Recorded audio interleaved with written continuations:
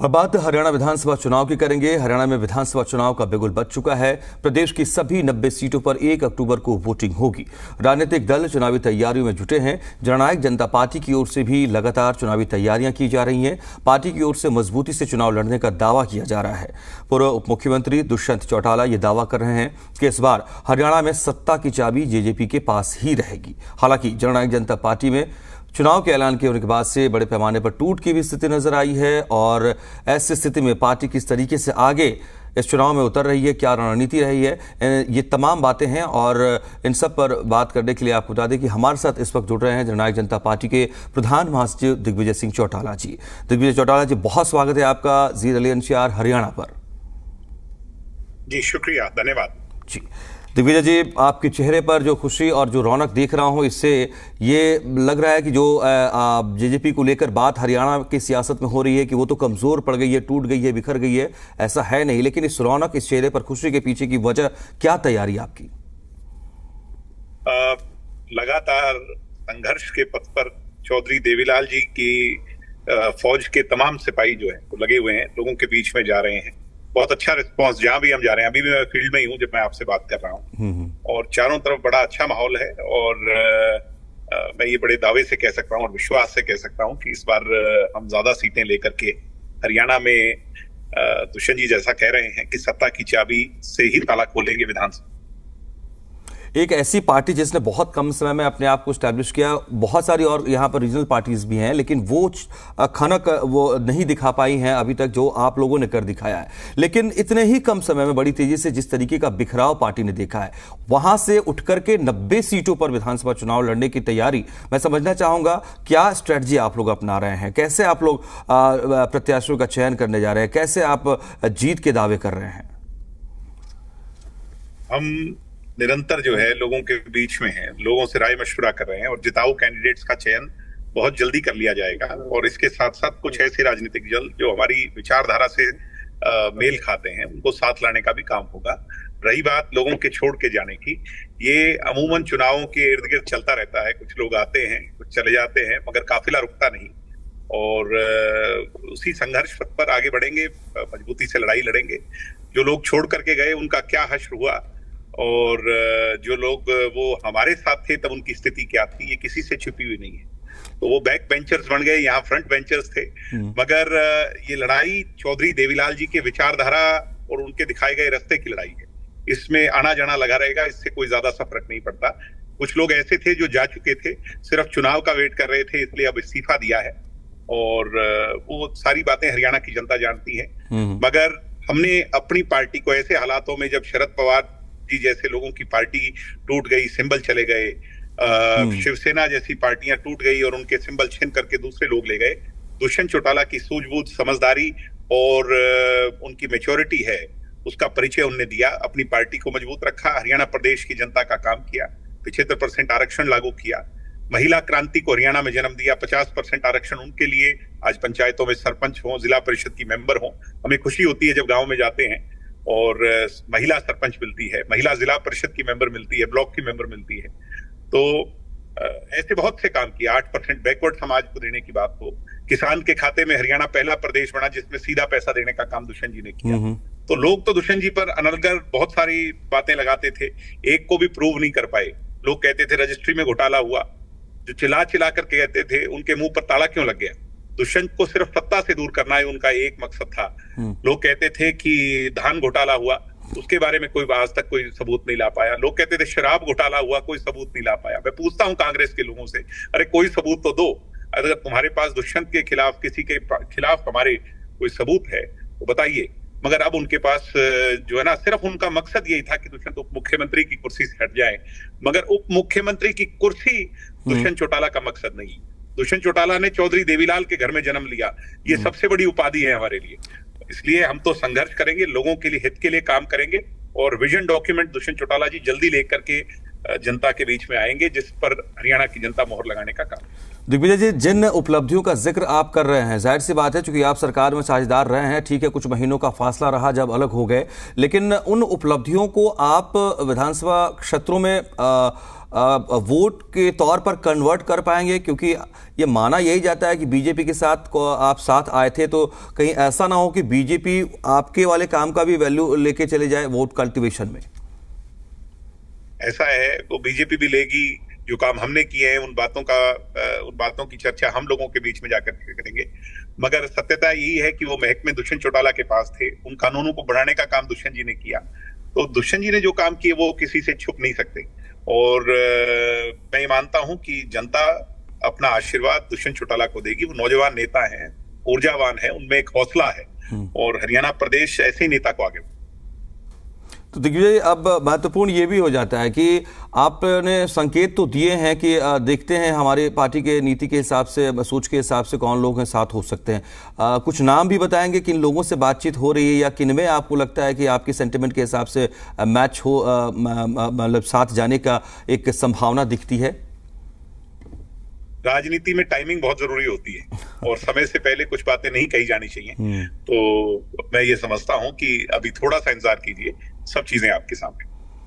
अरे पुराने एलआई के साथ का रिश्ता ठीक है, टूटता है, अलग होते हैं, लेकिन बिल्कुल खत्म हो जाए ये संभावना भी नहीं रहती। तो क्या मानकर चलें कि बीजेपी के साथ संभावनाएं बची हुई हैं पोस्ट अलायंस के बाद, मतलब ये रिजल्ट आ जाए उसके बाद के हिसाब से सही? बेशक आप पहले नहीं आ रहे हैं सामने। हमारा सबसे बड़ा नुकसान अगर किसी ने किया तो वो भारतीय जनता पार्टी ने किया। भारतीय जनता पार्टी के साथ हम लोगों के काम के लिए गए थे। उन्होंने वादा किया था कि वो 5100 पेंशन करेंगे और बहुत से वादे किए थे। उन बातों को जो है ना वो पूरा नहीं कर पाई और लास्ट तक इस बात को कहती रही कि हम इन बातों पर चर्चा करेंगे, कमेटीज बनाई जाएंगी, मगर उन्होंने हमें धोखा दिया। तो भारतीय जनता पार्टी के साथ जाने का कोई सवाल ही नहीं उठता, ना प्री अलायंस ना पोस्ट अलायंस। ये मैं हरियाणा की जनता को विश्वास दिलाता हूं कि जो धोखा खा करके आए हैं उन लोगों के साथ दोबारा नहीं जाएंगे। अच्छा ठीक है, अभी बात बताइए, क्या इस बात की संभावना है कि चौटाला परिवार एक हो जाए? क्योंकि थोड़ा सा एक सेकेंड, रंजीत चौटाला थोड़े नाराज भी नजर आ रहे हैं अपनी सीट को लेकर के। आपने भी सुना होगा कि हालूपा प्रमुख की तरफ से, गोपाल कांडा की तरफ से भी उस सीट को लेकर के अपनी बात दावेदारी रख दी गई है। तो बहुत नाराज नजर आए, बिल्कुल यहां तक कह दिया कि बीजेपी अगर हमारे साथ रहना है तो देख ले, नहीं तो हम तो यहीं से लड़ेंगे। तो क्या इससे संभावना बन रही है कि साथ आ जाए? मैं मेरे पिता, मेरे दादा, मेरे परदादा से एक बात सीखा हूं कि सदैव सकारात्मक सोच रखनी चाहिए और परिवार की एकजुटता हो, इससे बड़ी बात क्या हो सकती है। परिवार जब एकजुट होता है तो उसका बड़ा अच्छा संदेश जाता है, लोगों में अच्छा संदेश जाता है। परिवार सदैव एकजुट रहना चाहिए था, पहले भी हमारा ये प्रयास था। और अगर विघटन हुआ तो उसका दुख सबको हुआ और उसका नुकसान राजनीतिक तौर पर भी हुआ, मगर ये फैसले मेरे अधिकार क्षेत्र से बाहर के हैं। मैं ये मानता हूं कि परिवार एक होगा तो इससे फायदा ही होगा, नुकसान नहीं। ठीक है, कांग्रेस लगातार ये कह रही है कि बीजेपी के साथ साथ जेजेपी भी उतनी ही जिम्मेदार है। जो आरोप वो लगा रहे हैं कि हर तरह की घोटाले हुए और किसी तरह का विकास नहीं हुआ, केवल सोशल मीडिया के जरिए इन्फ्लुएंस करने की कोशिश की गई कि हाँ हमने ये कर दिया वो कर दिया, ग्राउंड पर कुछ नहीं है। तो ये आरोप और इसको तोड़ करके इसको आगे बढ़ना क्या चैलेंजिंग है? मेरा एक सवाल है आज आपके माध्यम से चौधरी भूपेंद्र हुड्डा जी को। वो कहते हैं कि सरकार अल्पमत में है। ये बात कही है कि नहीं कांग्रेस? मैं आपसे पूछ लेता हूँ, ये बात तो कह रही है कांग्रेस कि वो अल्पमत में है। अल्पमत में क्यों है? क्योंकि बीजेपी के पास नंबर्स नहीं है और जेजेपी अलग हो चुकी है। ऐसे के अंदर मैं चौधरी भूपेंद्र सिंह हुड्डा से ये सवाल करता हूं कि आपने अल्पमत वाली सरकार को किरण चौधरी के कैंडिडेचर पर उसके खिलाफ कैंडिडेट क्यों नहीं खड़ा किया? इस बात का मेरा जवाब अगर वो दे देंगे तो इसी में सारे जवाब आपको मिल जाएंगे। चौधरी भूपेंद्र सिंह हुड्डा सरेआम झूठ बोलते हैं, उनके लाडले सपूत दीपेंद्र भाई सरेआम झूठ बोलते हैं। जब उनके खुद के चुनाव की बात आती है तो नंबर तो यही थे, यही विधायक थे, तो अपने बेटे के लिए कैसे उन लोगों ने सब कुछ वो कर लिया? चौधरी भूपेंद्र सिंह हुड्डा कठपुतली हैं सोनिया गांधी के दरबार की नहीं, मैं कहूंगा कि वो बीजेपी के दरबार की कठपुतली हैं। बीजेपी जैसा कहती है, बीजेपी के दोनों टॉप बॉसेस जैसा कहते हैं वो वैसा ही करते हैं। लेकिन वो तो दम भर रहे हैं कि इस बार तो सरकार हम बनाने जा रहे हैं और ऐसी स्थिति में फिर अगर आप बेहतर प्रदर्शन करते हैं तो सरकार के साथ आप जाना चाहेंगे? मैं आपको एक बात कह क्योंकि सकता हूं बीजेपी को आपने एकदम मना कर दिया, इसलिए मैं दूसरी समीकरण की तरफ बढ़ा हूं। कांग्रेस के लोग जो है, जो दम भर रहे हैं टिकटों के दावे का, और वो हाजिरी लगा रहे हैं सोनिया गांधी और राहुल गांधी के दरबार की, मैं उन्हें कहना चाहूंगा कि इस बार फ्री हैंड दे दिया गया हुड्डा साहब को, और हुड्डा साहब टिकटों का फैसला कांग्रेस के नेतृत्व से पूछ के नहीं करेंगे, बल्कि वो बीजेपी के नेतृत्व से पूछ करके करेंगे। ये जो सर्वेस दिखा रहे हैं, ये यूं नहीं दिखा रहे। इतनी एंटी इनकम्बेंसी होने के बाद भी ये जो इस तरह का माहौल बनाया जा रहा है, मैं बड़े विश्वास से कह सकता हूं ये सब बीजेपी के इशारे पर है। जो चौधरी भूपेंद्र हुड्डा फैसला करेंगे, कमजोर लोगों को टिकटें देंगे कांग्रेस की, तो उसके अंदर बड़ी गहरी साजिश है जो बहुत जल्दी लोगों के सामने एक्सपोज हो जाए।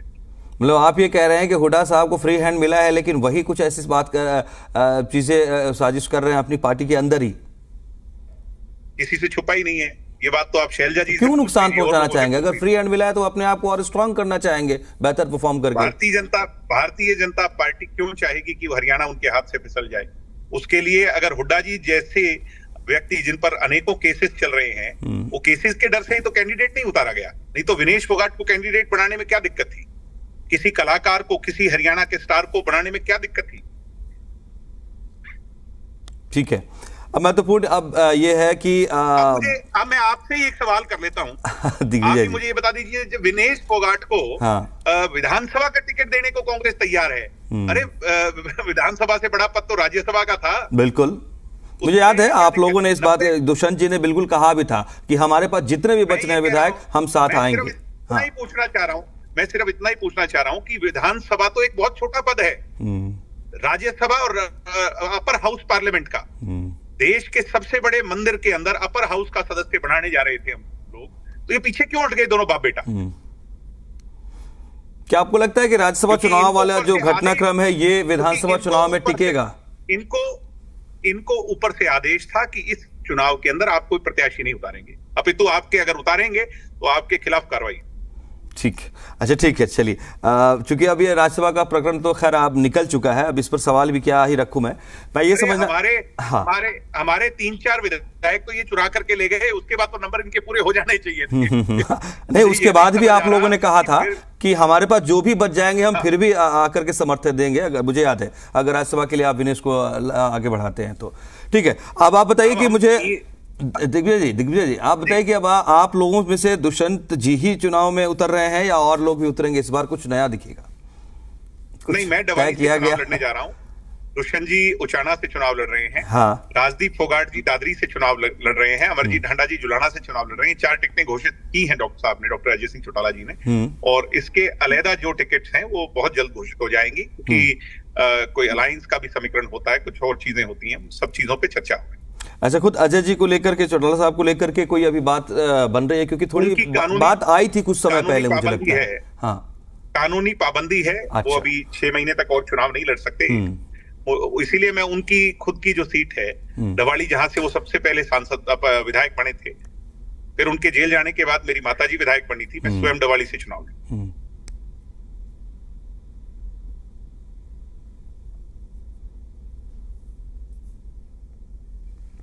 जी दिग्विजय जी, मैं आपसे ये भी समझना चाह रहा हूं कि अगर आपको लगता है कि जिस तरीके से आपने अभी तक बताया हमें कि बीजेपी के साथ कोई संभावना नहीं बनती है, कांग्रेस को लेकर इतने आरोप आपने जड़ दिए हैं कि वहां भी आप इनकार कर रहे हैं, तो आम आदमी पार्टी एक विकल्प के तौर पर अपने आप को प्रोजेक्ट कर रही है इस बार 90 सीट्स पर।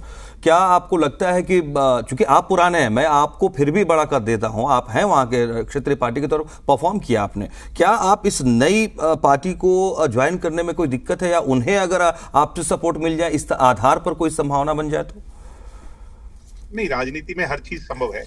आम आदमी पार्टी के साथ पहले भी हम अलायंस में थे, हाँ, और हमारे रिश्ते अच्छे हैं आम आदमी पार्टी के नेताओं से, और भविष्य में क्या होगा ये दोनों ने तय करना है, मगर इसके बारे में मैं इससे ज्यादा अभी कुछ नहीं कह सकता। It is too early. ठीक है, जेजेपी के सामने अभी चैलेंज क्या है, या जेजेपी की स्ट्रेटजी क्या है? अपने आप को पिछले चुनाव के मुकाबले बेहतर रिजल्ट के तौर पर स्टैब्लिश करना, या जेजेपी ये चाहती है कि नहीं, हम अपने चुनाव में सरकार में रहे हैं तो इस बार। जी जी जी दिग्विजय जी, जेजेपी के प्रति एक ही चैलेंज है। जेजेपी अगर इस छवि को दूर कर पाई, जो गलती हमने की है भारतीय जनता पार्टी के साथ जाकर के, लोगों में नाराजगी और कोई नहीं, लोगों में एक ही नाराजगी है कि बीजेपी के साथ नहीं जाना चाहिए था या किसान आंदोलन में छोड़ लेना चाहिए। अगर जननायक जनता पार्टी के नेता जनता को यह विश्वास दिलाने में कामयाब हुए कि हम भारतीय जनता पार्टी के साथ उस गलती को स्वीकारते हुए कभी नहीं जाएंगे, भविष्य में उनके साथ अलायंस नहीं करेंगे, तो मुझे लगता है कि हम लोगों का विश्वास पुनः जीत पाएंगे और बहुत हद तक इसमें हम कामयाब। ठीक है, ऐसी दो पार्टियां जो बीजेपी और कांग्रेस है जिनके लिए मतलब नेशनल लेवल पर भी लीडर्स यहां पर कैंपेन करने के लिए पहुंचेंगे। मैं जेजेपी की कैंपेन स्ट्रक्चर को समझना चाहता हूं, आप कैसे? हमारा पिछली पंक्ति का आखिरी लाइन में खड़ा कार्यकर्ता भी हमारा सुपरस्टार है और वही हमारे लिए कैंपेन करेगा। दुष्यंत चौटाला 10 सीट जीते, 18% वोट आए। कौन सा सुपरस्टार आया था? कोई नहीं आया था। दुष्यंत चौटाला थे, हम सब लोग थे, एक बड़ा काफिला था, नौजवानों की फौज थी, बुजुर्गों का आशीर्वाद था, मातृशक्ति का स्नेह था और हरियाणा प्रदेश की शान को आगे बढ़ाते चले गए। एक बड़ा काफिला बनता चला गया, कारवां बनता चला गया। अच्छा, आपने कुछ संभावनाएं जताई। एक तो ये आपने मेरी बातचीत के दौरान संभावना संकेत मुझे लगता है दिया है कि एक तो चौटाला परिवार को जो साथ लाने की बात है, हम साथ हो सकते हैं कि आपने इसको भी भविष्य पर छोड़ा। मैं सिर्फ इतना कह रहा हूं कि हम सकारात्मक सोच के लोग हैं और सकारात्मक दृष्टि से ही हर चीज को सोचना चाहिए। राजनीति को भी तो ना एक्सेप्ट करने में भी वही सकारात्मक सोच रहेगी और अगर साथ होना है किसी का तो भी यही सकारात्मक सोच। हम सकारात्मक सोच के लोग हैं और सकारात्मक सोच से ही आगे बढ़ना चाहिए। अगर कोई नकारात्मक सोचता है उसकी राजनीति में जगह लंबी नहीं।